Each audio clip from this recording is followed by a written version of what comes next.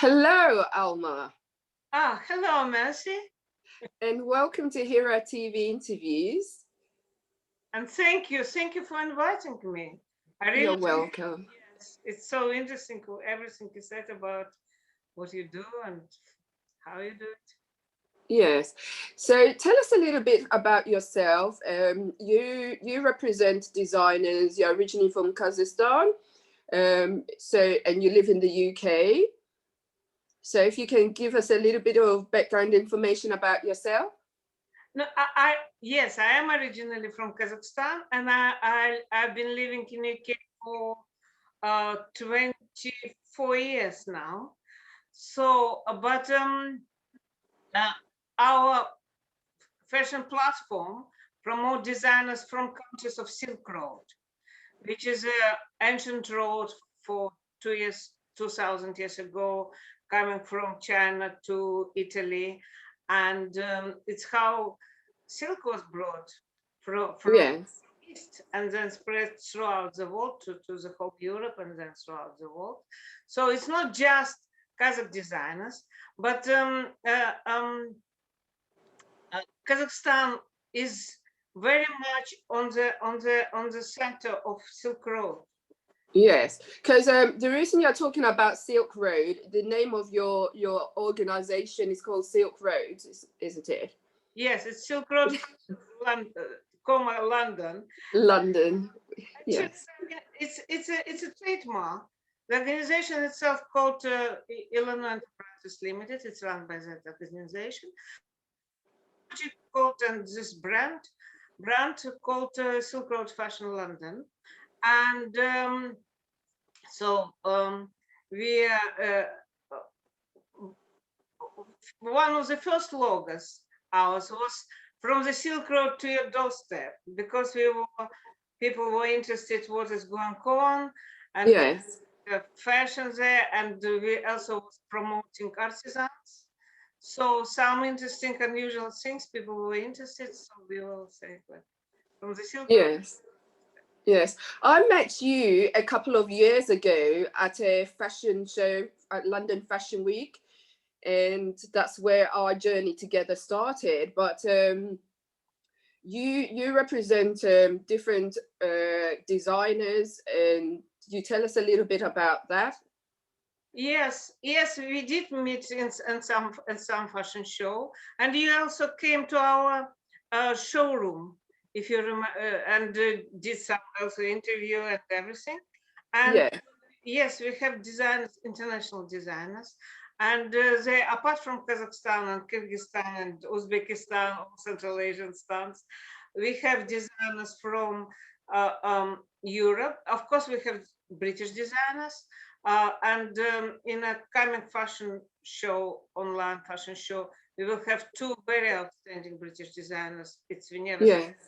and Amar Mansour. And we had before designers from France.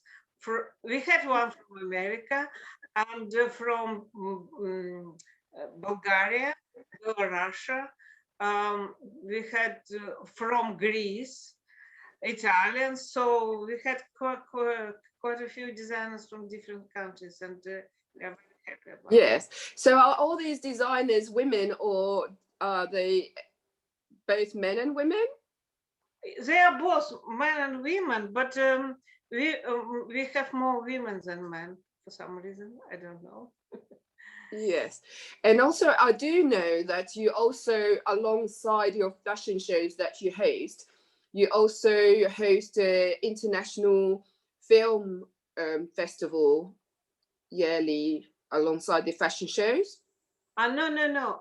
We did a fashion show during in a film festival. Yes. It was there was different organizers, but we had during the uh, uh, film festival we had our fashion show, and it was really great because then later we could be together during red carpet and event and everything, and designers could be there, so it was. Yes. And as a woman, I've seen your bio that your background is in science, is it? Yes, I have PhD actually in environment. Yes. That's why I really look, and I'm going to develop much stronger ethical fashion, sustainable fashion. And as I say, people come to ethical fashion from the fashion background, and I'm coming from the other way. So yes, and then I work as a researcher, academic background. Then I work for technical assistance projects in World Bank. Yes. So as a woman, when you went into that industry, were there a lot of women who were in that environmental industry? Because I think it's seen more as a industry for male. No, I wouldn't say so. Um, I wouldn't say that. Of course, when we were working for example, you mean ethical fashion or environment Environmental. No, I wouldn't say it's both actually. And Yeah. of course, when we were working for reforestation, some project, foresters they were for some reason more men, but Yeah. many environmental health there was quite a few women.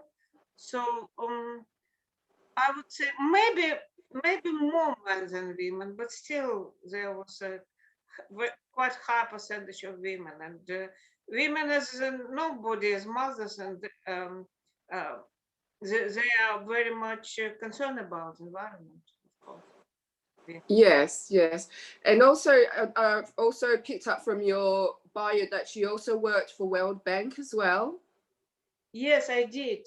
As I mentioned before, it was technical assistance projects, and I was working for community involvement in some environmental programs. Like it was one of them was water supply, drinking water supply, but we were looking at the water quality, everything. It was reforestation project. So different kind of projects which we were working for snow leopards projects as well, because there was illegal hunting on them. There, of course, there was more man because we had the rangers and yeah, but Yes. and my PhD was about also environmental health in industrial areas. So um, it was also I would say it was 50-50. Yes. So going back to your fashion, what made you get into fashion? It was very interesting because it was during a World Bank project in Central Asia and Kyrgyzstan, and we were in some village quite high in the mountains, and it was winter, and there Yeah. was barrack, and there was no heating, but women was standing there and was felting, and Yes. it was cold felting you do in water, and they had like steam coming from their mouths, and they were making this, and I thought, maybe a little bit different colors. We can promote them, but maybe Yeah. different colors, which is would be interested by uh, English women, British women. So I said we can make for you design, and then just promote you and your collections and everything. So that is how it's all happened. But then somehow it's you start going deeper to the subject. You start looking for jewelry, for how traditions meet modern life. What is a because felting it's also very ethical. It's Yeah. handmade things. There's no machinery, nothing like that. So and you start to look at different aspects and beauty aspects, ethical, and it, it became quite a passion. And then I thought, why not to start to do it seriously and stop doing it as a Yes, yes. So I do know that when you hold your events, you hold them in exclusive places. Tell us a little bit of some of those exclusive places that you've held your event. So we had an event, for example, we had in Chelsea Football Club in VIP, the hall. And we liked it because it was really long. Now you can imagine inside of the stadium. Yes. Yeah, so we could do everything there, and we had really scale. And of course, we were doing during this Romford Film Festival. There was big shopping center which had 45,000 people turning in a day. Wow. And it was like a 4 or 5 floors hall with no roof. It was and it was a glass dome, and it was really quite interesting place. And especially I would like to say about the last one. It was Scottish House near not far away from Victoria Station, and it's also very unusual, original venue. And whole of height of 3 or 4 floors, and it's quite unusual with little balconies around, and so quite difficult even to explain. But yes. Yes, it sounds fantastic. So I do know that during this COVID time, it's been a very, very difficult time for people like yourselves in the fashion industry. How have you coped with that and dealt with it? I actually that's why I decided to go online, and I was okay. We had to cancel 2 or 3 events which we were planning, but especially it was especially difficult for designers because first of all, they didn't know, many of them, they didn't produce new collections. Yeah, people don't go out. Or those who made new collections, they couldn't sell it. They don't have anywhere where to show it.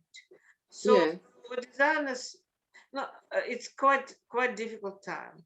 So when we decided to do online fashion show, I thought it's really good, and it will be really increase visibility of designers. That's why we want to invite everywhere and show as much as possible people.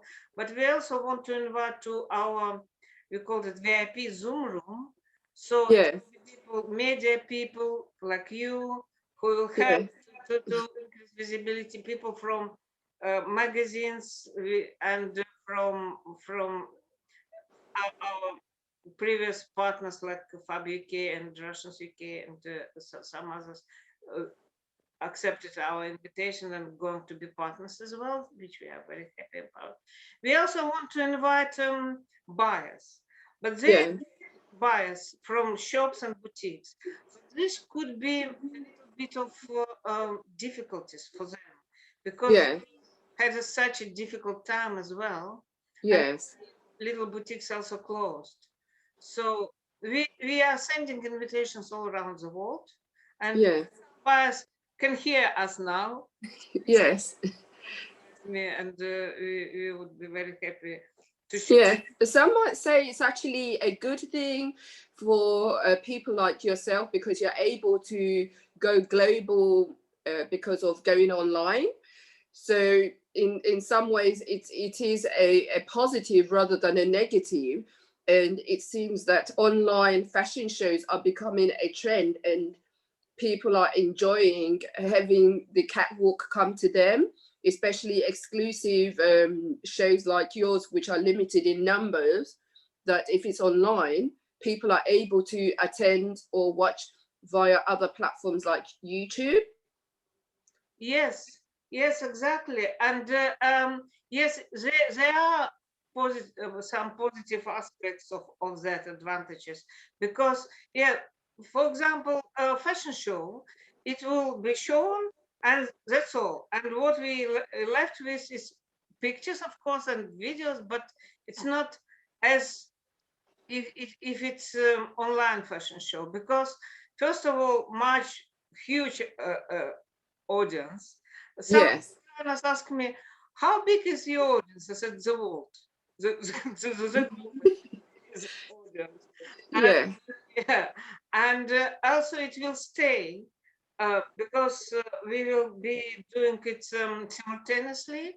It will Yes. be on YouTube, on Facebook, and in Instagram, and of course in YouTube it will be standing there. In Instagram and Facebook it goes down, so sometimes it's quite difficult to find. But in YouTube you can anytime you can go in and have a look, and so there is advantages, and also advantages again about people maybe not spending lots of money coming from different countries. They are not, uh, Yes. forgive me, all airlines, but they're not flying from far away. Yeah.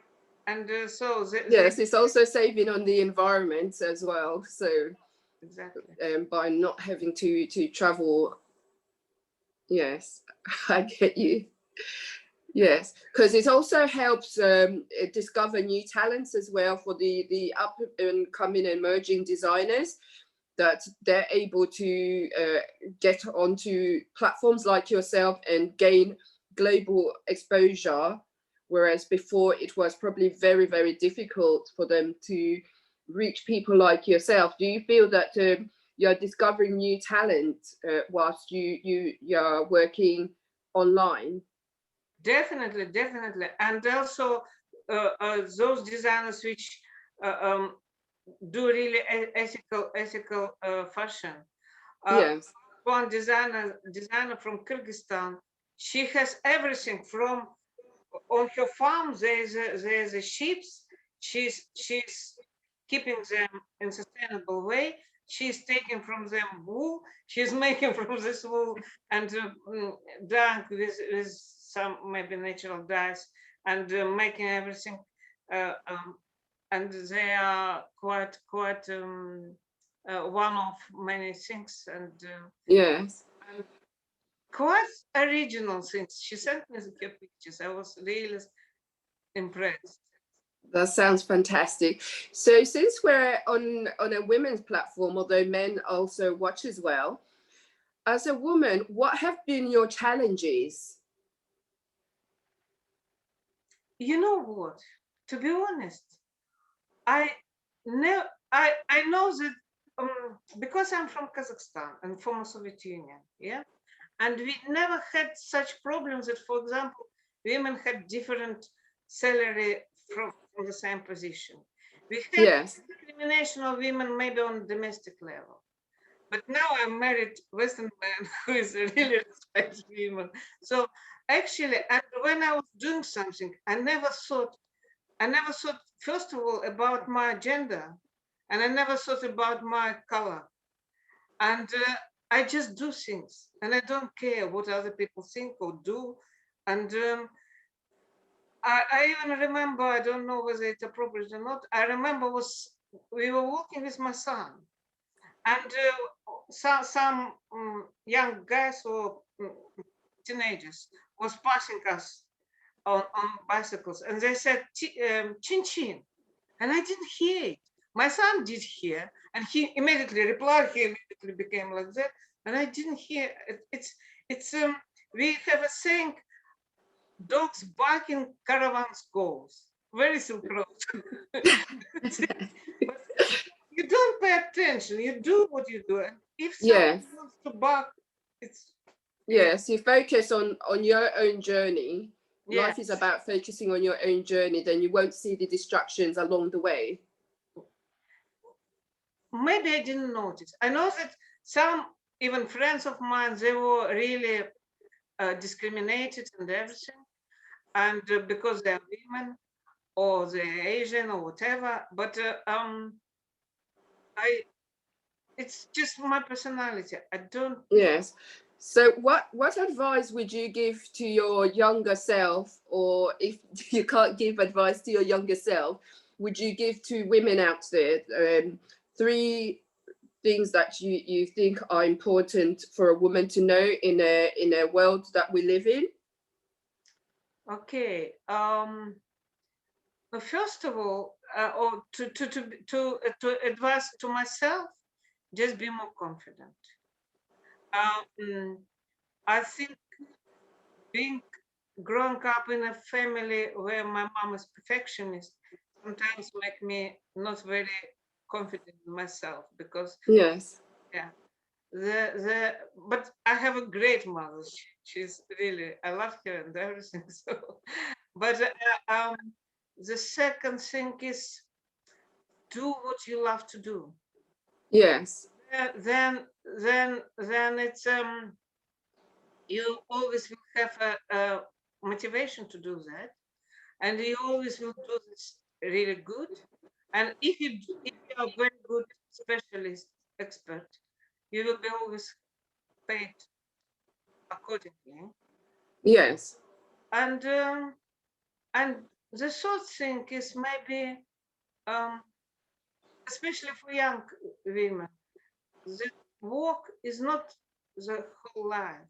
Just live your life. Don't be yourself, and enjoy other parts of your other aspects of your life apart from job or something like that. Yes. Okay. So you have a fashion show coming up on around the week of London Fashion Week.